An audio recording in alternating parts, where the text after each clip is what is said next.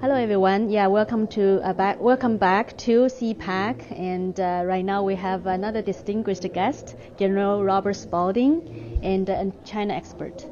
Yeah. Thank you.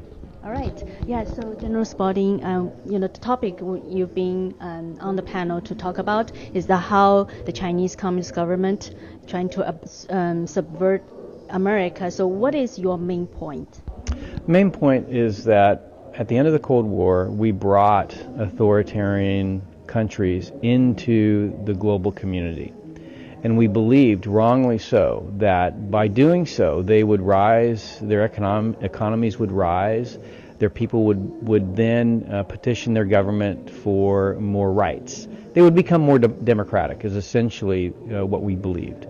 What actually has happened is the reverse. So as our corporations and as our financial institutions and as our universities became more and more coupled to the Chinese Communist Party, not just in the United States but abroad, those institutions became more and more incentivized to do things that the Chinese Communist Party wanted. And what the Chinese Communist Party wants is to suppress the principles and values of democracy because they fear the Chinese people to become awakened to those principles. So I think probably more and more Americans are starting to realize that problem, but how do you think, people used to have a lot of confidence in our constitutional republic, democratic system, right? So where do you see the main reason for it to fail off, or say why the Chinese Communist Party is able to wedge into our system? So their system of political warfare is about undermining the faith and confidence of citizens in their government, in their governmental system. And so they've been allowed to do that by having access to our society. And so this idea of America was really two things. You had economic opportunity and equality under the law. What's happened with this connection to China and the Chinese Communist Party and the erosion of jobs in America, principally manufacturing jobs, you've had a decrease in economic opportunity. Where has that economic opportunity gone? It's gone to China. Now, if you look in China, the way the Chinese Communist Party governs the country, you do not have equality under the law, but you do have economic opportunity. And so people around the world look at the systems. They look at, okay, there's no economic opportunity in free societies, but there is economic opportunity in China. Why is that? They must have a better system. No, it is that the Chinese Communist Party has convinced our corporations, our financial institutions, our politicians to allow the slow erosion and the theft, the movement of innovation, technology, talent, and capital to China. And as those things have gone to China, they've built great roads, great cities, great railroads, a very powerful internet. They are building the Belt and Road Initiative. So all of these things that should be going to build democratic societies and creating economic opportunity for the people of those societies has gone to China. Why? Because the Chinese Communist Party needs jobs. They want the Chinese people to be silent. If you have a job, if you can send your kids to school, if you can have a home, you won't question who's in charge. That's essentially their goal. And our politicians, our corporate leaders, our financial leaders have been more than willing to participate in that because they've been enriched. Yeah. And so actually, prior to the Trump administration, we've seen the white paper from a State of Department saying, our policy, China policy, is actually being failed. Actually, they admit that, but not really. People see a difference in the actual policy change before the Trump's administration. So why do you think is that? They already see it's failing. So my experience during my time in the Trump administration was that, every time there was a policy decision made at the White House, we had a debate. There were those that wanted to keep doing what we were doing to the Chinese Communist Party. There were those that wanted to push back. I think the difference and the reason we changed was because the president sided on with the ones that wanted to push back, right? Because every president is faced with a difference of opinion. One group says we should do this. Another group says we should do that. In the case of China, every president over the last 8 administrations had said we're gonna help the Chinese become more powerful because they'll become more like us. And what we said, what I said at the National Security Council is that's a failed policy. We actually have to change it. And it just so happens that President Trump agreed with that position and actually began the process of pushing back. Now, the thing that people don't understand about America is that our foreign policy doesn't change very easily. It's based on a lot of debate, a lot of study, a lot of argument. That's what happened for the 4 years of the Trump administration. And I think Washington, D.C., particularly in the areas of national security policy and foreign policy, really came to recognize, okay, this is a valid argument. We cannot help the Chinese Communist Party become stronger because they are not becoming more free. They are actually making us less free. So I think that decision's been made, but it was really credit to President Trump, who sided with those that said this is a failed policy. Yeah. So how do you see the current administration in terms of the foreign policy, especially China?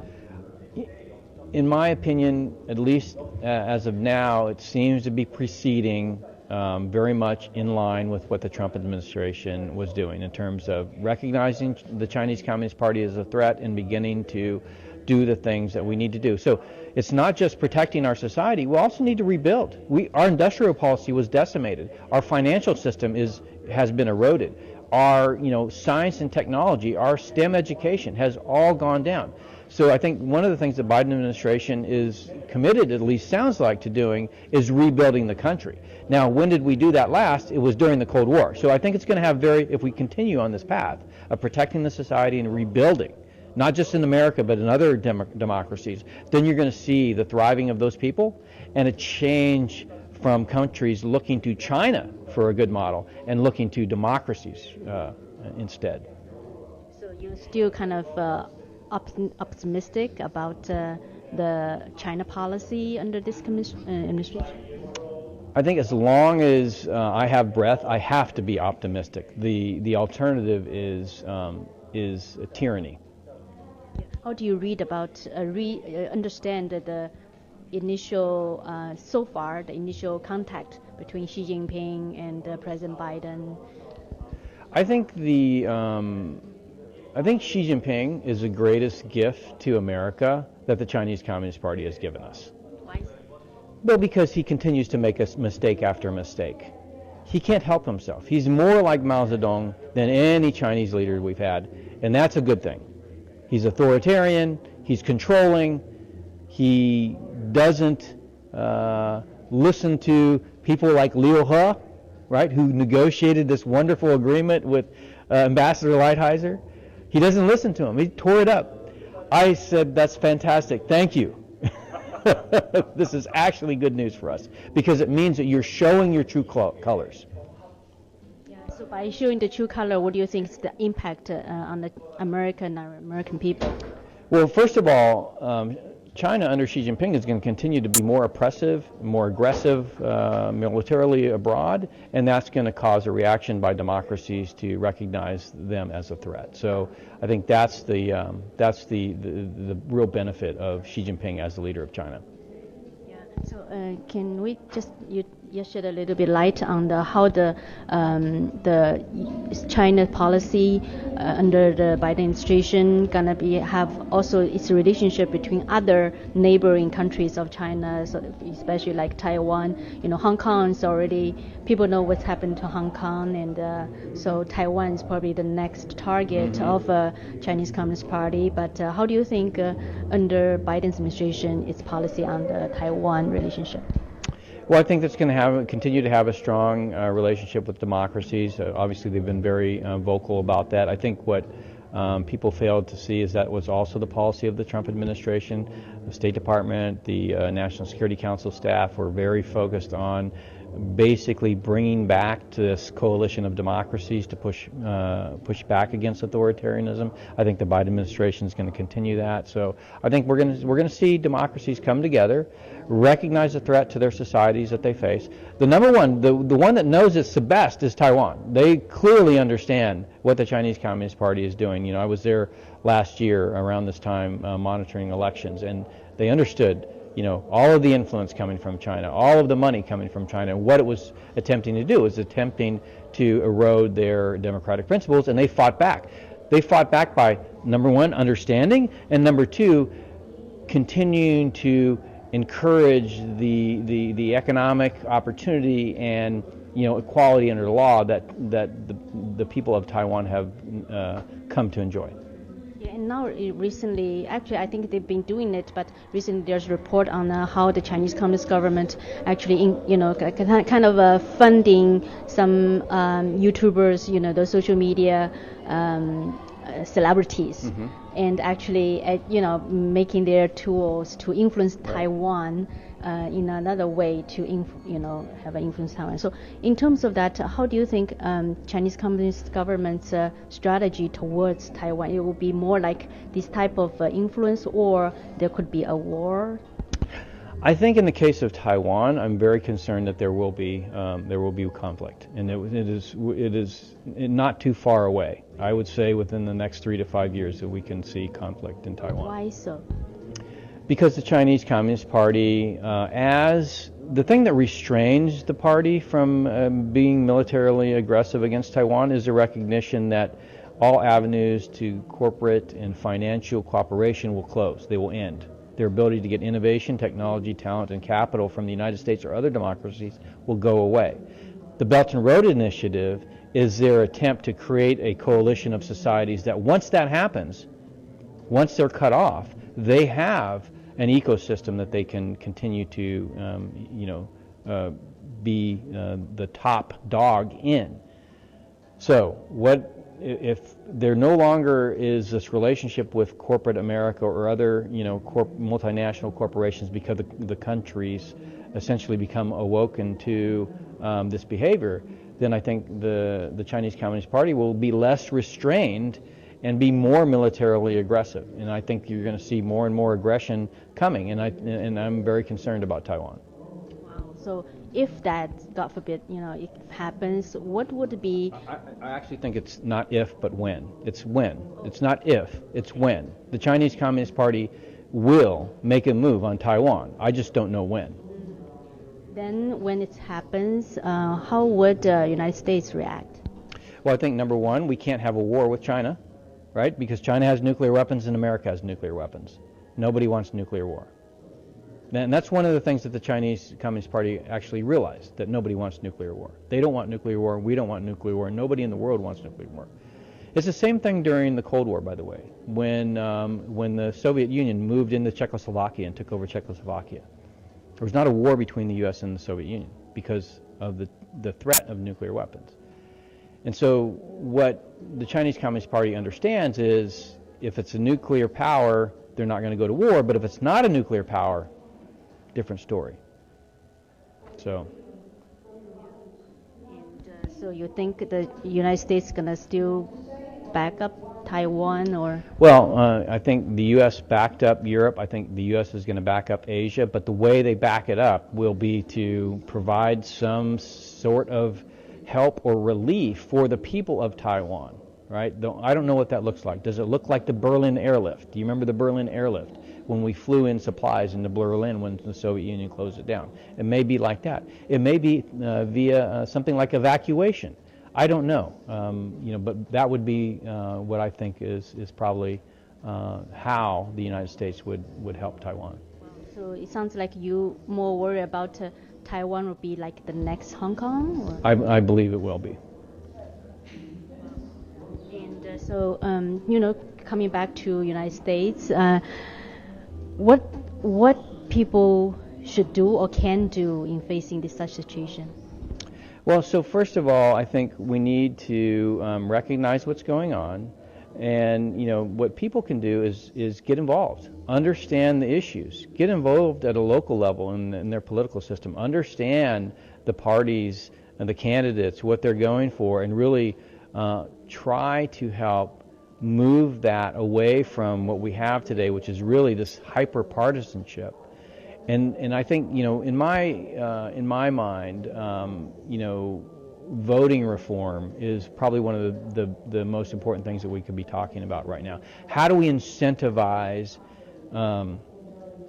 candidates to be responsive to voters on both sides of the aisle. The voting system clearly is not working for that right now. So we need to think about, Alaska just passed something called Final Four voting with open primaries. Now this is meant to make candidates more receptive and responsive to the citizens of Alaska. That was just passed in November. So I think, I would like to see more voting reform in the United States and see candidates that are less beholden to parties and more beholden to the citizens. Yeah, so you really actually inspire me to think about this, because right now it's so partisanship, so polarized. But would that benefit China, United States, or benefit those, the Chinese? Well, what the Chinese Communist Party are looking for is to create division, or if there is already division, to increase the division, right? So they actually benefit by partisanship in the United States because we're less powerful. Like Lincoln said, a house divided cannot stand. The Chinese Communist Party understands this, and so they like political division. And voting reform really gets at that Achilles heel today of the United States, which is really this idea of hyperpartisanship. So I think we begin to create a system where candidates have to appeal to both sides of the aisle, and I think we're on our way to at least politically having inoculating ourselves from the Chinese Communist Party, but also and with regards to economic opportunity, separating our corporations and our financial institutions from being incentivized by the Chinese Communist Party through globalization and the internet is also very important. Yeah, so but the latter part you mentioned, but it sounds so very hard, right? Very hard to do, the decoupling. We did it during the Cold War. We did it during the Cold War, and we did it for the same reasons. We knew the Soviet Union would undermine our society through active measures. We knew that. The Chinese Communist Party is no different. Just we forgot. But right now, the Biden administration just saying, President Biden said, I welcome the competition, but it sounds like he still wanted to engage. Well, you have to understand the people that are talking to the Biden administration, the people who are talking to Congress, the ones that are putting the money in D.C. are the ones that are incentivized by the Chinese Communist Party, the corporations, right? The financial institutions, the banks. They're incentivized by the Chinese Communist Party. And so we have to break that tie, because politicians get donations. They get donations from corporations and financial institutions. The corporations and financial institutions are incentivized by the Chinese Communist Party. Do you see the tie? It's not direct. It's indirect through money. Right. Yeah. So, but then, what people can do to this end? Well, it starts with voting reform, and it moves its way to eventually where you have candidates and representatives and senators in Congress that are really responsible to the people. Now, I think the good thing about the Electoral College is that at least at the highest level, the president, that has to, the Electoral College really requires that the president is listening to what the people are saying, because they have the ability to have this, difference in opinion from the urban areas and the rural areas, and so you can create this. If things are bad enough, and they are, economically they are for most middle and lower class Americans, then you begin to see a change but that's only at the presidential level. What I'm talking about is representatives and senators and local politicians. They don't have this same type of electoral college system, and so we need voting reform to really get them to be more responsive to their citizens. And I think when we do that, then again, this ability of the Chinese Communist Party to take advantage of hyperpartisanship and division in our society will slowly erode. So you mean in the more local or just the federal level election, also maybe take something model as the Electoral College?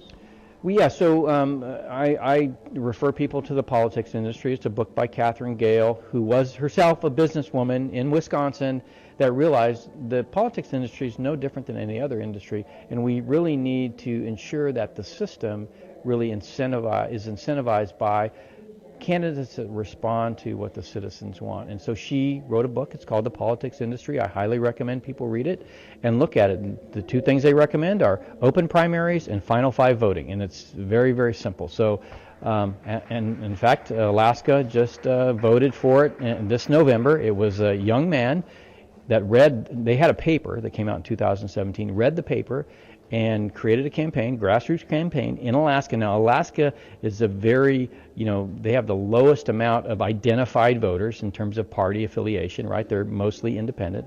So it's the state was conducive to this idea. But this young man created a campaign, raised money, and then got it passed. And now it's the law in Alaska. And so we're going to see a different kind of candidate come out of Alaska in 2022. Now, from what I understand, at least 10 states in the union are starting to look at this, and maybe more. And we don't need a majority of the states to change. We just need a few of the states to change, to begin to change the nature of Congress, right? So that we begin to take after the country's needs, not be responsive to special interests. Yeah. So finally, it sounds like we're really facing a historic moment right now. How do you agree, and what do you say about that? Well, we're almost at 250, right? 250 years of our democracy. This is about the time that societies begin to collapse on themselves, right? Rome, a lot of other societies, they don't last very long. So it's totally upon our shoulders, not our ancestors. It's on our shoulders to ensure this dream survives. And in order to do that, we have to stand up as patriots and as supporters of the Constitution to march it forward. And it takes not just innovation. Like, I'm focused on innovation in the private sector, in technology, but it takes innovation in the political system. It takes innovation in academia. We need people that are imbued with the spirit of America to stand up and fight for the principles and values that the country was founded upon. So are you still have faith or hopeful within our system? With every breath I take.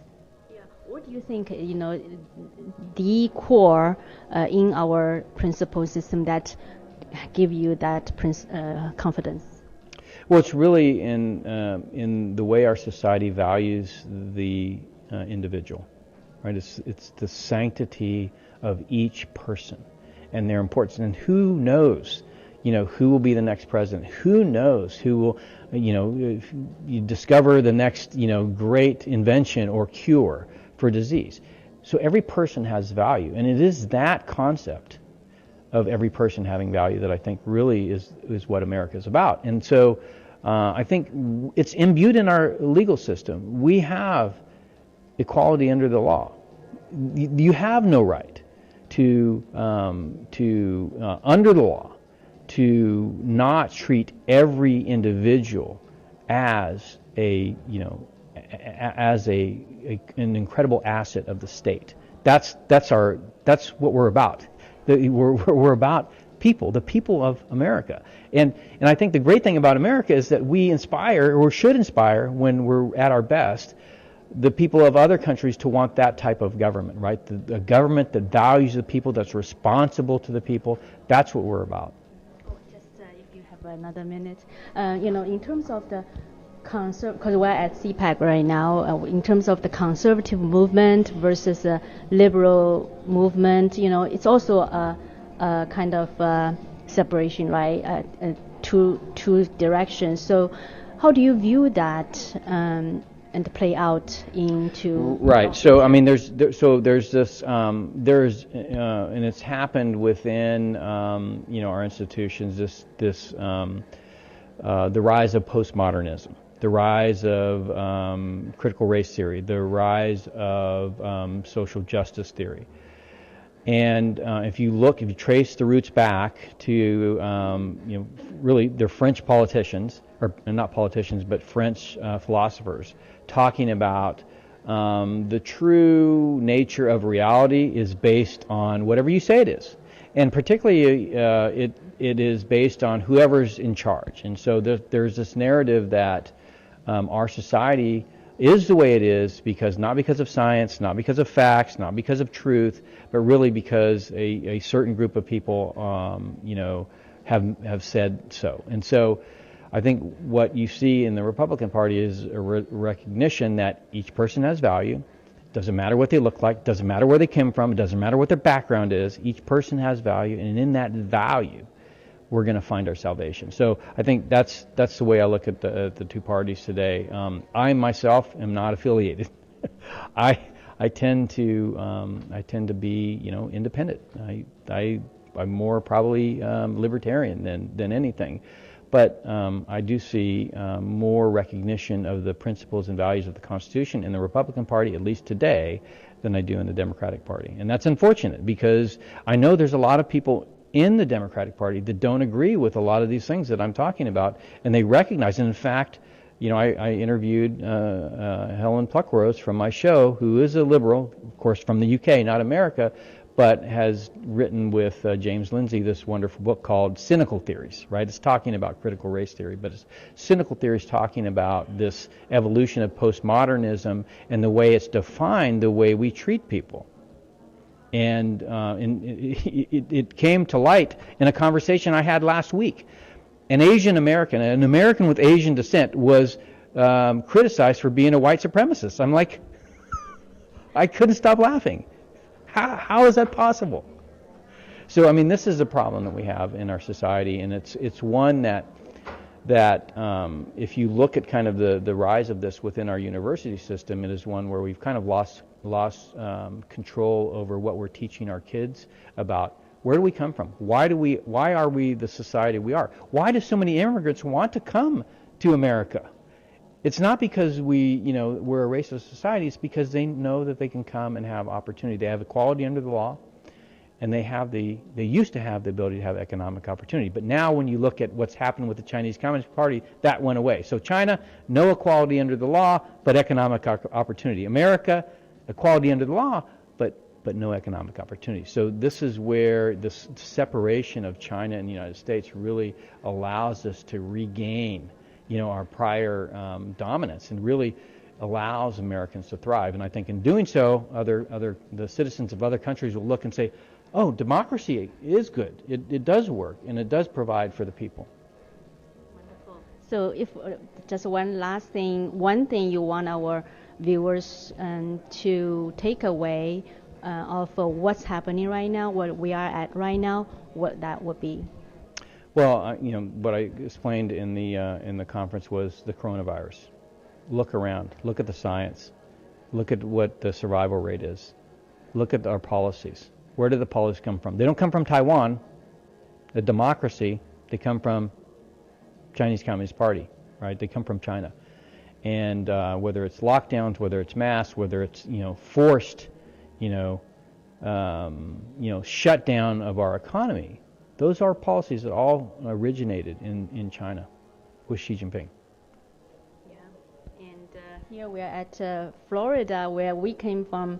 California has a very restricted stay at home, but the coronavirus, like the pandemic situation, at least on the surface, the same. Well, I mean, yeah, you look at the rooms, everybody's spread out, everybody's wearing a mask. People go into a restaurant and then they take their mask off and they put their mask. When you start to analyze this just from a scientific perspective, and you look at where is the data that says we should be doing all this and this all makes sense. Look at the numbers in California. Look at the numbers in Florida. California's been locked down. Florida hasn't. I mean, if we are a country that understands the value of data, we used to be. America used to say, show me the data. What's the data say? Okay, what country on this earth today do we know consistently doesn't care about data? China. So now, if the United States is not concerned with data anymore, then you have to wonder, okay, what is the ability of the Chinese Communist Party to influence our society to its own detriment? Right? Over 40% of black-owned businesses close. Over 20% of small businesses close during the coronavirus. Why? What was the purpose?